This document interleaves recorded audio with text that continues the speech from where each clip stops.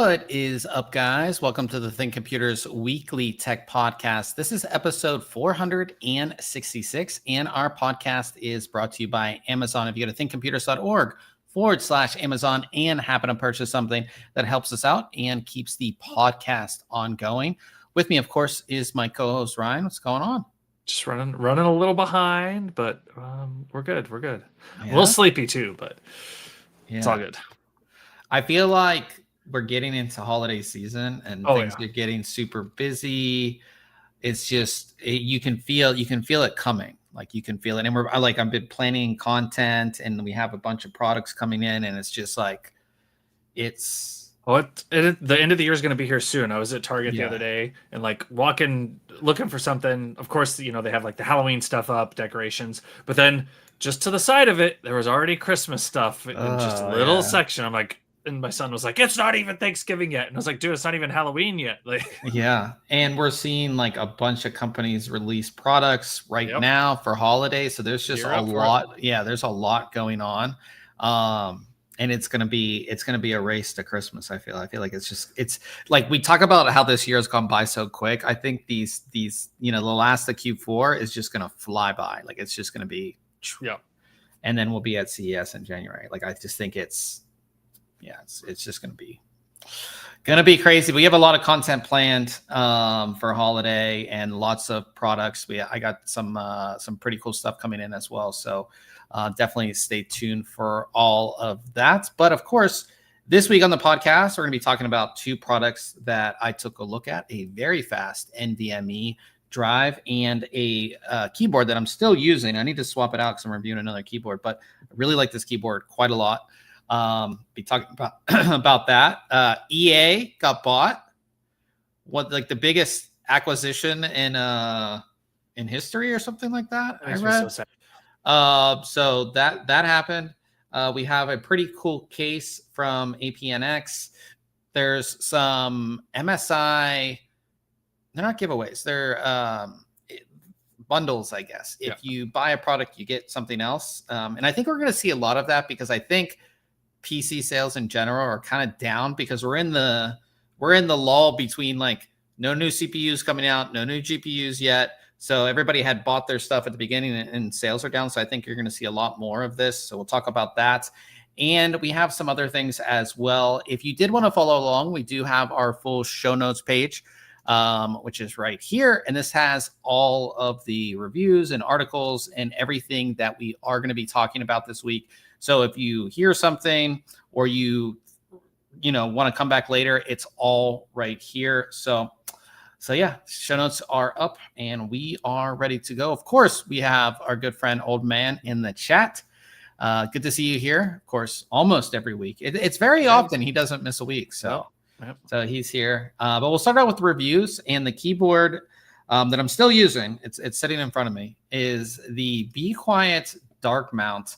And this kind of came a little out of left field for Be Quiet because we know Be Quiet for power supplies and coolers, whether it's air cooler or AIO, and of course their fans. Like their fans are really what they're known for. So coming out with keyboards is just a little, I don't know, just a little weird. But they did buy a brand called Mountain back in 2022, and we actually reviewed Mountain's keyboard, which is eerily similar to this. Is very similar. It's almost the same thing. But this is a better implementation of it. But that's kind of how you got Be Quiet keyboards. They acquired Mountain, and they're using a lot of what Mountain did with their products into the new Be Quiet products. So we do have keyboards. They also showed us mice at Computex this year. So they're going to be coming. They're going to have like a full on, gaming line and all of that. So they start out with the dark mount, which I reviewed, and then they have a light mount, which essentially is a cut down version of this keyboard. Now, the interesting thing about this keyboard is that it's essentially modular, much like if you did remember the Mountain Everest keyboard. It's essentially very much the same thing. So it's made up of a TKL or 10 keyless keyboard Now, this keyboard does have, as you can see, like this brushed aluminum top plate, PPT keycaps. We'll get into the switches, but they are silent switches. And then it does come with a magnetic palm rest, which is actually quite nice. And I'm going to miss it when I switch out this keyboard. But it's pretty, like, as far as the keyboard goes, it is pretty basic. You do have see-through keycaps. And like I said, the keycaps are PPT. And these are the switches. These are their linear silent switches. And I don't know if you've ever messed with silent switches, Ryan.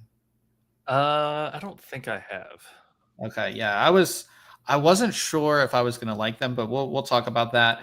Under the hood, they have triple layer sound dampening, which kind of looks like this, and they've also put foam into the space bar. You know, you have like a really nice sounding keyboard, and then you hit that space bar, and it's like it's so big. It's so big, right? Yeah, and it like rings and it does all that. So they've actually put foam in the keycap. So it's actually in the keycap. So that's going to help in dampening with all of that. So they've done a really good job with that. And I think, again, all of like the big keyboard brands, they once they get the dampening, I think they can compete with the more boutique style brands out there. Yep. So another interesting thing about this keyboard is that if you look at the bottom, it actually doesn't have pop-out feet. That's because it has these little squares, which are magnetic, and then you can put them on there, and then you get two different levels of height adjustment if you want to use that. So that's just the keyboard. Then you have a number pad, and this number pad, designed the same switches, palm rest, everything like that. But as you can see here, we have these display keys, and I'll get into those in a second, but those were the same type of display keys, although they're upgraded from the Mount Everest keyboard. And then you have this little media dock. This little media dock is made up of a screen, has a roller here, and it has a handful of buttons. So those are essentially your three modular parts to this keyboard. And they're modular because you can put them in different areas on the keyboard, essentially. So the keyboard itself, on each side, you have these little doors, essentially, that just, they're magnetized. They just come off. And then you have like a little Type-C connection. And there's magnets in here as well, which will hold everything on. And then your number pad has the same type of doors. And it has a little slider on the back because you actually slide the connection out from the number pad. And then that media dock just has a Type-C, and it goes onto the top edge of the keyboard. So like a normal basic layout would look something like this. We have our media dock up here. We have our number pad over here, and it's all seamless, meaning that you can have the keyboard plugged in and plug these things in, and you don't have to like turn everything off. Yeah. That's like one layout. You can, of course, put the number pad on the opposite side, and you can move the media dock over to this side as well.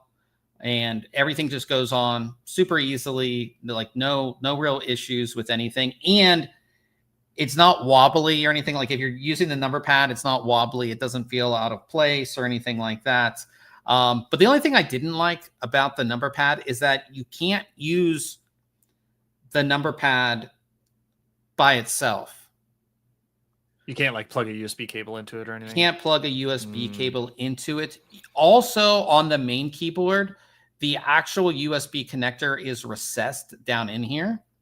So this cable will work. Maybe some other cables will work. But if you had like an aftermarket cable that had a larger connector, a larger Type-C, it's not going to be able to be used in this keyboard. So definitely something to go ahead and keep in mind. Now, going through the different parts and kind of what they do, the media dock here has this nice little screen. You can put your own image on it. And then you can display the time. That's kind of how it's going to sit when you're not doing anything. It doesn't support animations or like GIFs or anything like that, which is a little bit disappointing. It supports other image formats, but not that one, like not animated GIFs. And again, you have the ability to go ahead and, set the time there. It does have a menu system on it. So a lot of the settings on the keyboard, like as you can see, like the clock, illumination, brightness, you can switch your profiles. You can do all of that on the media dock, and it changes it on the keyboard. So if you didn't want to go into the software, you can go ahead and do that. And then if you do, like on this menu, if you select media, whatever you're playing, and it picks everything up. Like I tried Spotify, even on YouTube, like it picks everything up and it will display your media on this little display right here. And then of course, all your media buttons and everything work just for your media, no problem. And then we have the display keys. So these are 8 display keys. You can fully customize these. I've never been a fan of how the display keys feel when you press them, especially when you're going from like a mechanical keyboard and then pressing these in. I'm not the biggest fan, but they're fully customizable. So as you can see, I kind of switched some of them around to different things. There's built-in icons for like all of the most popular apps and software. And of course, you can add your own, like I added the little ThinkComputers logo there. They look good, looks fine. And it just gives you sort of like that Stream Deck-esque type thing just on your number pad, right? So that's a nice little integration. And then as far as the lighting goes, you do get per key RGB lighting. Looks great. Like I said, you have the see-through legends and everything on there. Kind of standard. And then there is a light bar that goes around the entire outside of the keyboard, including all the way over into the number pad. That's a nice little addition as well to give us just a little bit more bling. And then as far as the software goes, they have their own web-based software, but it's limited, which I'm not a fan of. I definitely prefer web-based software these days because you just don't want that app running in the background using system resources. And we know some brands, those apps get very bloated. But the things that I noticed on the web app is that you can reprogram the keyboard, you can do all that, but you can't save macros, you can't do anything like that. You also only have limited lighting settings. So you can't do like per key RGB lighting. You have to set like one main effect, and then that's it. You couldn't do per key. So I downloaded the software just to show you guys. It's quite good. It's very easy to use. You go into your illumination, you can change everything. This does support Windows dynamic lighting if you wanted to turn that on. And then your key bindings, you can fully reprogram the keyboard. There's a regular layer, and then there's a function layer. You have multiple profiles. And you can go into the media dock and you can change the menu color. And then this is where you would change that image or select the clock. And you can have it turn off after a certain amount of time. So if you don't want that, that on for some reason, it can just go completely blank if you wanted to. And then you just have like your normal settings, and you can check for firmware updates and disable certain keys and when you're in game mode and everything like that. So pretty simple software overall. Everything is very easy to use. And again, in here is where you'll customize your display keys as well. So you just like click on the display key, and then you set what you want it to do, and then you can set your own custom icon there. So really easy overall. Now, the selling point for me of this keyboard really is the switches. I was not sure if I was going to like silent switches, but I'm in love with silent switches. Really? Now. There's something about it. You just have to try it. I think that's what it is. We have a sound test, and I have a sound test with the dark mounts, and then I put in another keyboard that's just like a normal gaming keyboard to give you an idea of how different it really sounds, because it's very, very silent. Like you can barely hear the switches at all. And I think if you use a keyboard like this, you might be sold just like me. Wow. It just feels so good. And they really got the feel down too, because there are a bunch of silent keyboards. I mean, you can get scissor switch keyboards that like make no sound, but they have the feel down of that mechanical key switch just without the sound. It's a really interesting typing experience. I think that's the best part. I think for gaming, this is marketed as a gaming keyboard, but I wouldn't say there's a ton of gaming features. I mean, you have those display keys, but it's just like your normal keyboard, normal mechanical keyboard that has a few other things. I like the modularity of it. I don't know how many people are going to switch things around per se once they have the layout that they like. But I like this keyboard. I think it gives you a bunch of different options of what you want to do with it. And again, you don't have to use the number pad at all. You can just put it off to the side, and maybe when you're working or you need a number pad, you can just slide it in. Exactly. Yep. Which is kind of nice as well. But I like this keyboard. Like I said, the feel is the biggest thing for me. It is expensive. It's $254, which is a lot. Yeah. But if you think about it, you're getting essentially like a Stream Deck, on top of a normal gaming keyboard. And like I said, the sound dampening and the switches is where it's at with this. I think just like we talk about with any keyboard, if you can go into a store that carries this, maybe a Micro Center or something, and try it out, type on it, and I really do think you'll be sold. It is a great typing experience overall. I really, really like it. So definitely check out the review. I gave it a 9 out of 10. I didn't like that the media dock didn't support animations. That's just a little weird for a product in 2025. It's just, I don't know. Can you do animated media, the buttons, like the 8 buttons above the numpad? No. Okay. No. Same thing. So those are kind of the things. And like I said, it is expensive of a keyboard, but I think for the typing experience, it's one of the better keyboards that I've reviewed this year that just feels so good. So definitely go ahead and check that review out. After that, I took a look at a Gen 5 NVMe SSD. This one comes from SK Hynix, and this is their Platinum P51, which is actually their first consumer PCI Express 5.0 drive.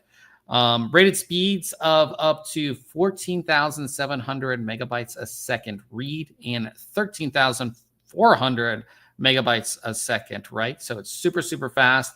And what's nice about SK Hynix is everything on the drive is made by them. Yep. So that gives them full control over everything. They can easily push firmware updates and do all the things that they need to do. And they can fully optimize the drive, which is a really good thing. So this uses their Alistar Gen 5 8-channel NVMe controller and their 238-layer TLC NAND. And then there also is an SK Hynix DRAM cache chip on here as well. So it's a 2280, which of course is essentially standard. No heatsink on this. There is not a heatsink version, so you will have to rely on your motherboard's M.2 heatsink, but this drive does not overheat. So you won't have to worry if you have a motherboard that has pretty skimpy M.2 heatsinks. You won't have a problem with this, but it's pretty standard. It does come in 1 and 2 terabyte versions, which is also a bit disappointing because I would at least like to see a 4 terabyte. Yep. I think standard these days should be 1, 2, and 4. We're getting into having 8, but the fact that there's not a 4 available is just a little bit disappointing. Now, as far as performance, this thing performs quite well. You can see, doing about 11.75 gigabytes a second read here and about 13.72 gigabytes a second write. That's an Atto disk benchmark. And then we switched, but yeah. Oh, yeah, sorry. And then in Crystal Disk Mark, 14,692 megabytes a second and 12,838 megabytes a second on the right. So pretty much up to its advertised speeds. No thermal throttling issues, no other crazy issues that we noticed. If we go to our extended write test, it writes almost all the drive up until the very end where, that we have some issues at the end. But that's, again, comparative to a lot of drives that get to about 30%. And then you have performance issues.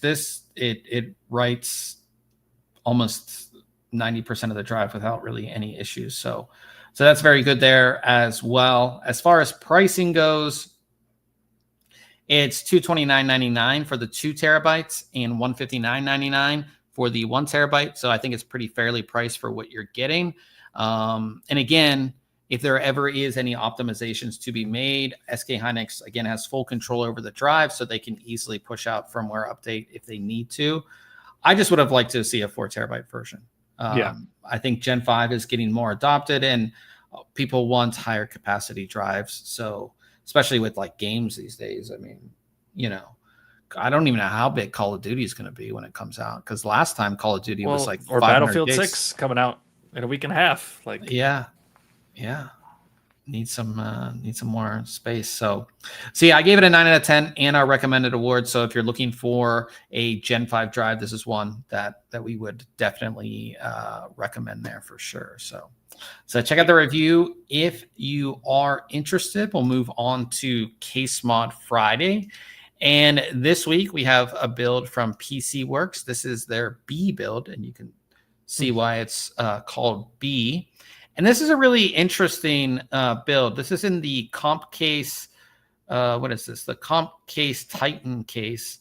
And we're seeing a lot of people use the, what do you call this right here, Ryan? What is that? Like a bracket? Yeah, I don't want to call it like a distribution bracket, because all it's doing is like holding these fittings in place. There's no liquid flowing through it other than from one side of it to the other. But yeah, I don't know. A mounting bracket, distribution bracket. I don't know. Yeah, I kind of like it though. It kind of like, yeah, it's kind of interesting. You can see we have bits power, water cooling here, and then the block is yellow, which matches the case, which I think looks great. Yeah, it's like, and I like the back. I like when people do this stuff on the back. And do you find it interesting that we have hard tubing here and then soft tubing on the other side? Yeah, I don't mind it. I think it's fine. It doesn't bother me. What does bother me is they call it B, right? But like, why did they choose green for the liquid? I would have wanted to see something like makes you think there's honey running through this, like a golden yellow. That's true, yeah. Or something. I think that would have looked cool. The green, the green looks cool. If you called this something else other than B, I wouldn't have had a problem, right? And that's just nitpicking. Is also it's cool. I like this. Yeah, I definitely like it. I feel like if I would have an open air system, it'd be something like this. Be something like vertical. Some big radiators too. Yeah, those are big radiators. Yeah. I like I said, I like it. I like that we're getting into like people just because normally you just have, one thing go to another and then blah blah blah. But like we're getting a little more creative. I definitely like it. So shout out to PC Works for this one. We have all this stuff linked in here in the article if you want to go ahead and check it out. And can't forget to remind you guys, we're giving away a Valkyrie Jarn 360 AIO. So this is a 360 millimeter AIO. This contest has another 22 days on it. So you got quite a while to get your entry in. But it's really easy to enter this. And I will say this, and I've said this before, and people have failed to do this. You have to be subscribed to our email newsletter. That's like one of the requirements, but people subscribe and then they unsubscribe for whatever reason. And when I pick the winner, I check if you're subscribed. And there's been winners that were not subscribed, and then we throw out your entry. Yep. So you have to be subscribed to the email newsletter. But beyond that, like I said, shout out to Valkyrie for hooking us up, and we're giving away 2 of these. We're not just giving away 1, we're giving away 2. So you have double the chances to go ahead and win. So get your entries in. And again, shout out to Valkyrie again for hooking us up with 2 of those, and we'll move on to news. So we've talked about Asus's BTF, and Asus has specific BTF, graphics cards with the connector that goes through the motherboard and brings all that power we've been talking about through the motherboard and all that. Yep. And I'm assuming they own the patent on that. Like, that's just my guess. So, MSI has their Project Zero, which again has the motherboard with the connectors on the back. But what do you do about the graphics card? Yep. We've seen some interesting ways of how to hide that cable in a sort of back connect motherboard scenario. So this is going to be MSI's Project Zero GPU concept. So here's like the back of the graphics card, and then there's a piece that opens up, and then inside of there is going to be your connector. So you're going to route the connector over. The thing I don't understand is like you're routing the connector over this piece. Then where's it go? There's a gap behind your GPU in between the motherboard, so yeah, it's just not a very big gap, and then it still has to hang down somewhere. I think you could put it through and then put it through. If like it all obviously it will depend on your case too, right? Right. Put it through a grommet. Yeah, you'd put it through a cable routing hole, and you could get it tight enough where it wouldn't hang. In a lot of cases, I just don't like the idea of the cable blocking any airflow. Yeah, well, especially with that plate there. I mean, that plate's probably there to protect the fins, but on top of that, this connector is this is going to be hot. It's going over. Yeah, it's not going to be that hot. I mean, it's not going to be that hot, but I'm just saying. You're going to actually get some active cooling on that connector. Maybe it is a good thing. Maybe it is a good thing. The only bad thing I see is if your connector is melting, you really wouldn't even know. Because it's covered. Fan.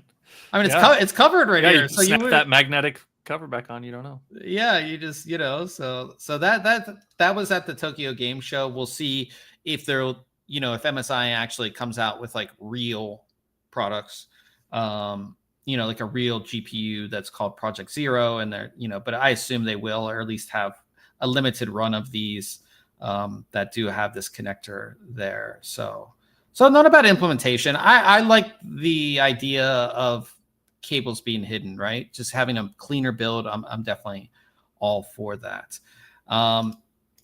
So that monstrosity of an RTX 5090, the ROG Matrix. I knew this. I saw this in the show notes, and I was like, God, we got to look at this dumb thing again. Well, it's limited. I just think it's so ugly. Well, it's limited edition. Good. They're giving away one of these that's signed by Jensen. So Asus is having a Dreamcraft design challenge. And what you do is, let's see here, you have to... Let's go to the page here. I have to accept all these. I was going to say, you sign in your life. Oh, I have to sign in to even get to the page? I have to sign in? Well, you have to sign in, which is pretty lame even to see the page. But this is the Asus Dreamcraft page. You essentially design your own Asus graphics card and you submit it. And then they're going to pick a winner, and that winner is going to win the 30th edition card. I mean, I'm all for it. And it's a signed 5092. Yeah. Man, that'd be tough. If you have a signed 5090, you want to put it in your system, but or do you want to display it? I mean, yeah, you want to get it all dusty and I don't know. But in any case, that's their current kind of contest and giveaway. I like that they're giving away 5090s, especially a limited edition one, and it's signed by Jensen, which makes it even more valuable. Yeah. Do you think the person that wins auctions it or eBays it? I would. Yeah. So we have the link if you want to check it out, and get might as well just submit a design. If I won a founder's edition 5090 that was signed by him, I'd probably keep it. You know what I mean? Okay. You hate this thing. I do. It's disgusting. Yeah. All right. So we'll move on to cases. APNX has come out with their V2 flagship case. And I want to know your thoughts on this one, Ryan. So it's a panoramic case, pretty open, lots of cooling. And the thing that's kind of interesting, and here it is with the build in it, is that the motherboard tray doesn't extend the full length, and it just looks incredibly modular. If you look at the case, well, it's bumped out into kind of the center of the case, and then the AIO that they showed there a part of it sits behind the motherboard tray. Yeah. So there's room for this up here, and we've seen a couple cases that have this cooling bracket here because they want the all glass top or whatever. Right. So you're going to get cooling at the bottom, side mount, which that side mount looks like it supports a 240, but maybe you could do a 360 if you didn't have this top mount in here. Yeah, I would rather you just do a 360 along the vertical and then just make this thing a little shorter. Why is it? I don't know. Yeah, but here it is exploded. Cool. I mean, and I guess this is the stock setup, so you would get 3 fans in the bottom. one in the rear. That's actually nice included fans there as well. Yep. And then you could put your own AIO, however you want to do it. Yeah, it looks like you do both orientations there. Yeah, so I think the motherboard mount is the thing that's most interesting to me. And it looks like the motherboard mount. Is there a shot from the back? No. Let's see if it's on the website. But it looks like there's like cutouts in the motherboard mount. So if you don't use the cable routing holes. That's a good idea. I like that one. Yeah. Let's see here. Yeah, next one's the back shot, I think. Oh, no, front. That's the back. No, do one more. Yeah, like that. Okay, this one. No. Go back. Like the IO. The IO side. Yeah. I just wanted to look. Okay. Yeah, so it looks like it supports SFX power supply. Right. You have your hard drive stuff down here. Yeah, I like it. I like this case. And here's like another build. Again, they have that orientation with the, but it's a little different. It's I kind of like it. You could see some cool builds in here. Yeah, it'll be interesting to see builds in here for sure. So yeah, shout out to APNX for that one. And we'll move on to the Raspberry Pi. And we talked about the Raspberry Pi 500.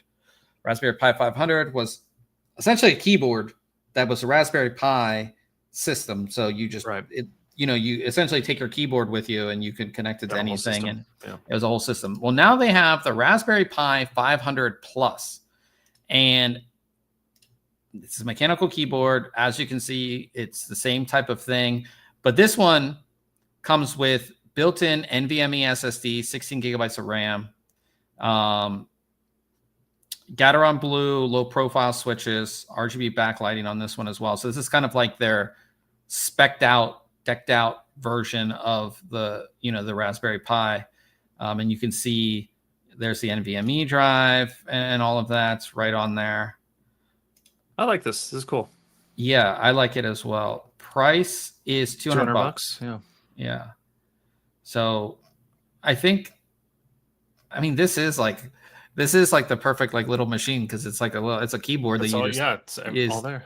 Yeah, take with you. I think it's pretty cool. And the fact that you essentially have expandable memory or expandable storage as well. You can put your own drive. Swap your own drive. Yeah, swap your own drive out in there. Yeah, pretty cool. Pretty cool there. Do you use any Raspberry Pis? I have one running right now. I think just one. That's running full time as a Pi-hole DNS on my network. I had one, and it's still connected to my old 3D printer for running Octopi to just control my 3D printer. And then I think I have one that's set up as like an emulator, right? Okay. And I think that's all of them that are configured right now. I think I have a couple just sitting in boxes that are like, who knows what's on them right now. But yeah. I never had a Raspberry Pi, surprisingly. So no, they're fun. They're cool. Yeah, they're like cool little things, and like you can do like, obviously you just said like a bunch of little projects or things with them. So yeah. Logitech, their most popular mouse, MX Master 3. I saw this one. This is cool. Has been out for a long time. They and we talked about the leaks of the MX Master 4. It's finally out. It's $120, I believe. I think it's how much it is. $120. They've added haptic feedback. How do you feel about haptic feedback on your mouse? I could be cool. I don't know how much I'd use it. I guess I'd have to see what their examples are. But I could see it being a valuable feature. Very much the same design. I don't know why you would stray that much away from the shape. I like the 3 thumb buttons. Did the previous one have 3 thumb buttons? I know it at least had 2. I'm just thinking, I'm like, all right, forward and backward. But then like in games, I'm like, ooh, that's another option for my thumb to hit, Yeah. Would you use this in games? It's a heavy mouse. No, I don't think so. But I'm just, it makes me think of other mice. I'm like, oh, because we've seen those from Corsair that have like 12 or however many buttons under your thumb. That's too many for me. But like a third one would be kind of cool. Yeah, the MX Master 3 only had 2 buttons. So this one has, has the third button there. So yeah, like sniper button or whatever you kind of wanted to do with it. This scroll thing, like for this side scroll, if you actually use it, I used it for like a very long time in a ton of apps. It is very convenient. The side scroll. That'd be nice on a video timeline, I think. Like, yeah, and side. Yeah. So pretty modest price, I'd say. Yeah. $119.99. And it does come in the black and the white. One thing I really liked about Logitech 2 is, at least with the MX Masters, the ones that I've had, they like seamlessly connect to devices very easily. So you can pair it with up to 3 devices, and then you can swap to the devices like almost seamlessly. It's so easy. Yeah. So I really like that as well. So yeah, it'd be interesting to see. I'll have to see like reviews of the haptic feedback. Like, how are you going to use that? You know, what apps support it? How's it going to be used? Yeah, I think that would be the biggest thing. I mean, sometimes like you wonder if you double clicked something. Maybe if you had a successful double click, you could have it. That'd be weird. I don't know. I don't know. It does have a 8,000 DPI sensor. Yeah. And the clicks are 90% less noisy than its predecessor. That's interesting. 3 hours of battery life for a 1 minute charge. So if you just plug it in for 1 minute, you get 3 hours, which is like, that is very handy, especially in gaming. Like your mouse dies in the middle of your game, and you're like, I got to plug this in, and then you got to wait like 20, 25 minutes. No, you get 3 hours for a 1 minute charge, which is pretty awesome. Wild. Yeah, so check that out if you are interested. Let us know if you would pick that up. For me, it's just too big of a mouse now. I'm so used to lightweight gaming mice now. It's just but like for productivity, that is one of the best mice out there. It's just like the side scroll, like a lot of the features that are in it are just great. So I'm a big fan of Scythe. Scythe makes CPU coolers, air coolers, and I love their cost. Like they're usually half the price of the other, big names out there, but their coolers there's just no style to their coolers. I mean, if you look at the Scythe coolers, they just don't look great. Well, it's not a crazy improvement, but they have released an all white version of their Mugen 6 CPU cooler. It's all white with RGB fans, which is like a massive thing for Scythe. That's like when Noctua started putting out different, like their all black editions. This is kind of like the same thing. So it's the same cooler, just all white. So if you were doing a white build and needed a great air cooler, this would definitely be it. That's essentially it. But it's good to see. It's good to see they're finally like, yeah, we need something that looks good, So like I said, you get the all white heatsink, and then the white fans with the RGB lighting on that. So, but if you're looking, like I said, Scythe in general, if you are looking for really good air coolers, they make some of the best, and they're incredibly affordable as well. So, yeah. Moving on from that. So like I said at the beginning of the podcast, MSI is doing sort of bundle deals with some of their products to kind of boost sales and things like that. So we'll talk about the first one, which is pretty simple, and it just makes sense. And I would hope more brands will do it. I don't think they will because they don't need to. But with one of their gaming, one of the MSI Claw gaming handhelds, you'll now get Sonic Racing Cross Worlds with it for free. It's just like, when you buy a graphics card, you get a free game. This is essentially kind of like the same thing. And this is like a game that's really meant to be played on a device like this, which I'm glad this is what they're bundling with it, because it is that type of game where kind of like arcade style game that, it's very intuitive to play on a gaming handheld. So that's what it is. The promotion runs from September 26th to October 31st. And it's for the MSI Claw A8 gaming handheld. So if you get that, then you get the free game. So I'm a fan. Yeah, this is the game that, like you said, the type of game that makes sense to bundle in with this type of device. Yes, very much so. So shout out to MSI for hooking gamers up, but they're also hooking gamers up with Steam codes. So if you buy some of their hardware, you can get Steam codes up to $100 as well. Wow. There's a ton of hardware on here. I'll go to the website because there's more than even what we listed. What the heck? I gotta choose my region. Wait. Third column, all the way at the bottom. Oh, there it is. Wait, why is it under Europe? No, you have America selected. Oh, okay. I was just like, but still, there's a lot there. Yeah. Okay, so like you can see what motherboards, and then your max Steam code when you buy something will be $100. So that's for like the Meg Z890 Godlike, but a ton of motherboards that you can do, and you also can like go to the power supplies. 1600 watt power supply, $30 Steam code. So that gives you an idea. Most power supplies will give you a $10 Steam code. PC cases will be at max $20 Steam code. AIOs, $30 Steam code for their 2 or higher end models. And then again, you're at least going to get a $10 Steam code. Air coolers, $10 Steam code. And then their fans, $20 Steam code. So yeah, I definitely like it. If you were looking to pick up some MSI stuff, you know that you can at least get some Steam money, whether that's buying a game or buying in-game items and things like that. And like I said, I think we're going to see a little bit more of this as we get into holiday, or we'll see sales, just because we're in that in-between where people aren't buying because there's no new graphics card to buy. There's no new, platform to buy.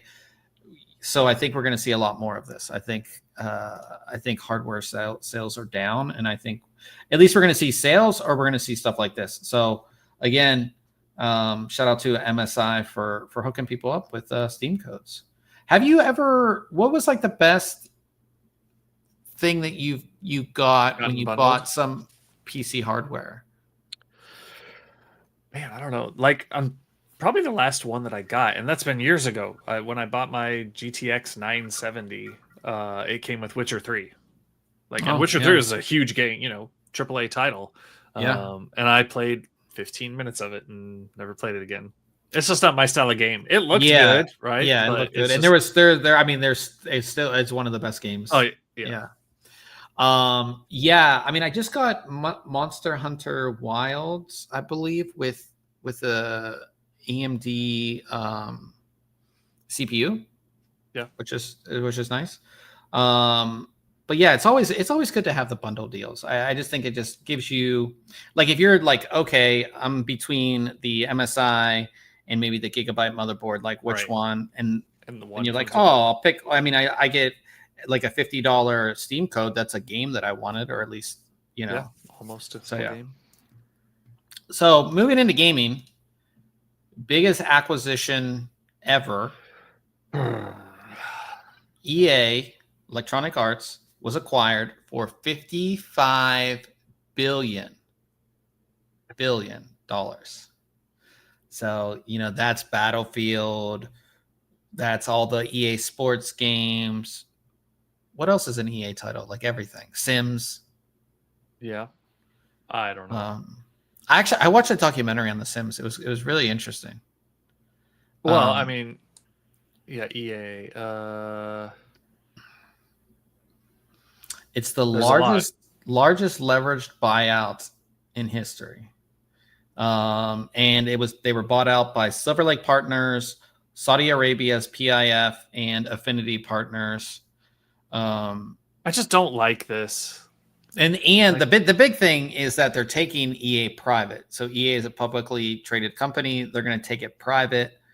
I mean, there's different ways to look at that, right? They're not, whatever they do, they don't have a board and shareholders to keep them in line. Right. They can drive it.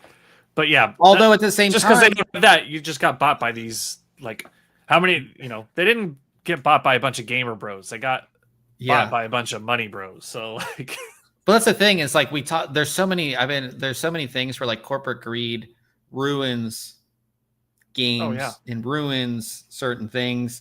And a lot of that does have to do with like having shareholders to always have profits and things like that. So maybe if you take that away, you can kind of do what you want. But I don't those think companies have shareholders that just bought it. Like, well, yeah, but you don't have, like, again, it's a little different. I don't know where this goes. Like,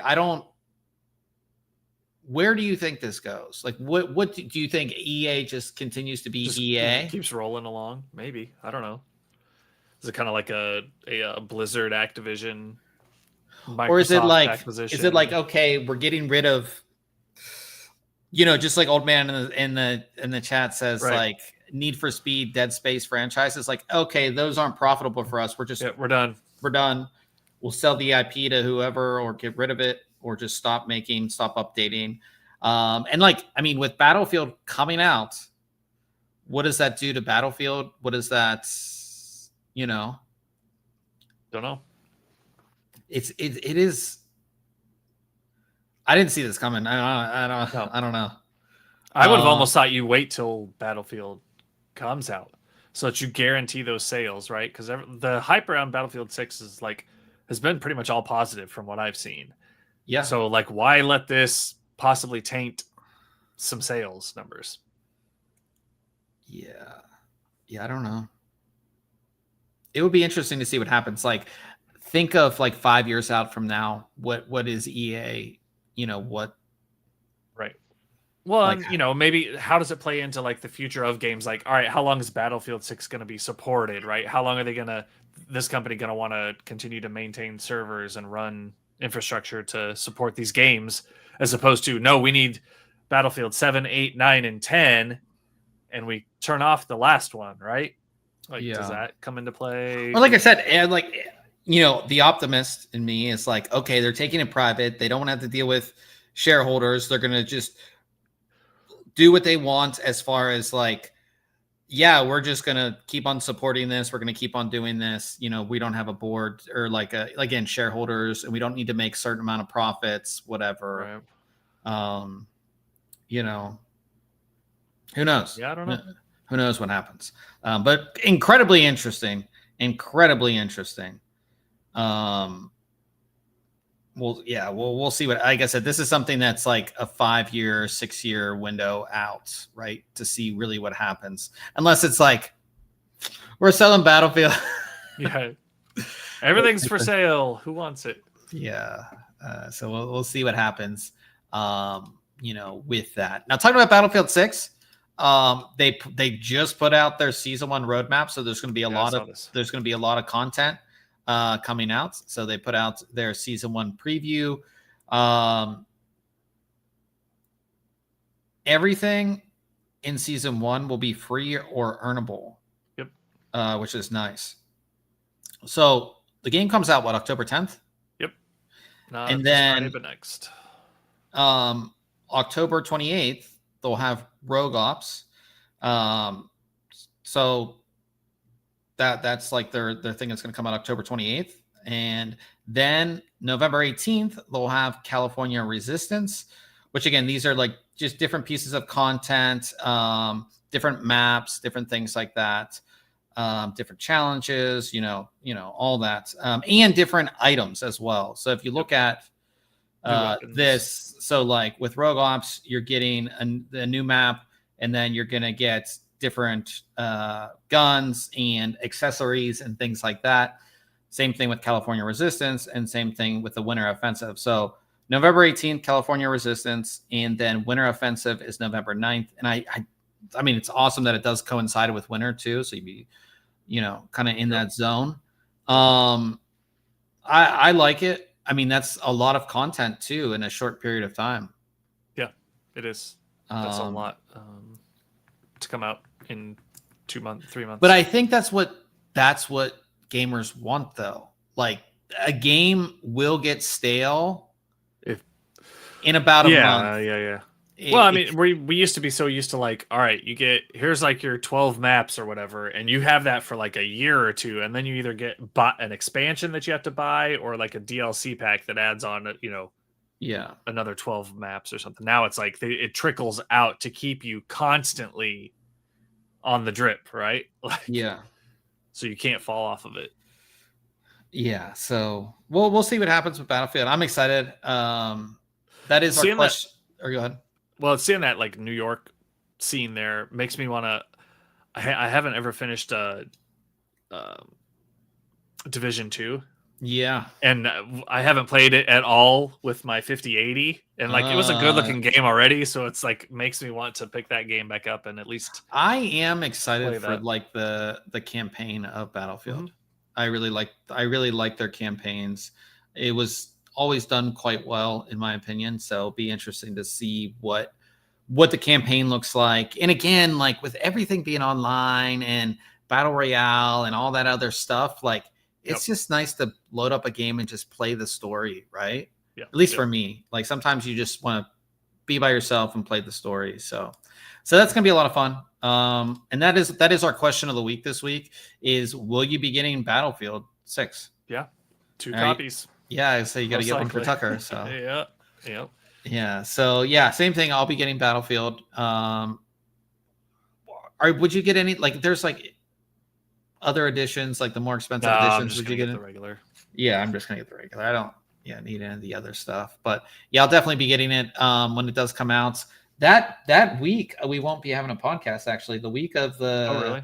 Yeah, the week of the 13th, I'll be gone the 14th through the 17th. So okay, no so the 15th we don't have podcast. Okay. Yeah, 15th. I'm off the 13th. Is that right? Yeah, we can probably play the 13th. Yeah, I'm off the 13th. Yeah, we can figure if we want to do some streams and stuff like that. Look at old man giving us more keyboards. I was talking about this today at work. Like one of my coworkers, Epo Maker. Like, I got a new keyboard, and he had gotten a red. Is it Red Dragon? Is that He got one of those, and it's one that has the legends on the fronts of the keys, so the tops were like just a blank, and it was like a nice gradient of gray across the keycaps.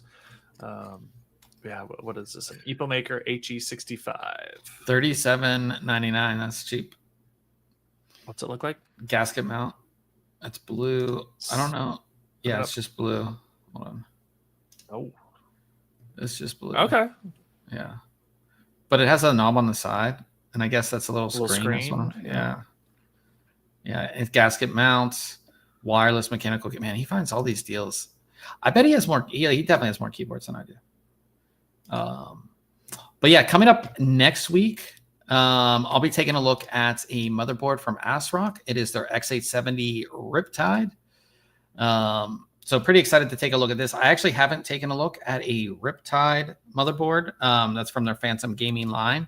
So definitely stay tuned for that. And of course, our BIOS video. I do a BIOS video for every motherboard I review. So you can stay tuned for that as well. Also taking a look at another quiet keyboard. We're doing some quiet keyboards here. So this brand, I had never heard of this brand. I've obviously, and I think most of you guys have heard of Unbox Therapy, one of the biggest tech YouTubers out there. They teamed up with this brand called Machos. How would you say that? I don't know. Machos. And this is their UT98 silent keyboard. So again, it's silent, and it's made in collaboration with Unbox Therapy.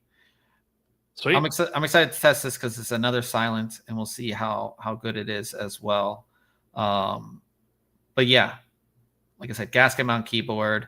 So I'll have that for you guys next week as well. So definitely stay tuned for that. Anything else tech you wanted to? I got a couple of items into review, but then you sent over some goodies. I got my son's CPU updated from a 1800X, Ryzen 7 1800X to a 3600X. Mostly because I wanted to get him onto Windows 11, which I need to do. But I got that swapped out last weekend, and then I swapped in on his machine. I had a Corsair AIO that was just RGB, didn't have a screen, and we swapped in one of the what's the brand with the curved screen? Trikes. Thank you. I knew it was 4 letters. One of the Trikes AIOs that I had reviewed. So he's nice. He's got a good looking machine. Yeah, I mean it is. It looks good. It's just nice. Nothing too crazy, but we're looking forward to Battlefield 6, and the the beta played really well on the hardware that he had, an 1800X and a 2070 Super. So I could get maybe a little more performance out of the 3000 series. So we'll see. Nice, nice. Oldman said also the Cooler Master Hyper 212 Halo CPU air cooler is $21.99. The 212s have been like the go-tos, like for, and that's like the old price too, like the Hyper 212 and the 212 Evo, like it was like that $20 to $25 price point. And yeah, the fact that you can get this version that's the white for $22 is, yeah, it's a great deal. Yeah, that's a great deal as well. So shout out to Old Man for that. Of course, we're going to be over on Twitch to play some games. We're playing some Apex Legends before, of course, Battlefield comes out. So it's twitch.tv/ThinkComputers. Ryan will have that stream up. So if you want to keep on hanging out with us, just head on over there and we'll be playing for a little while. And until next week, we will catch everybody later.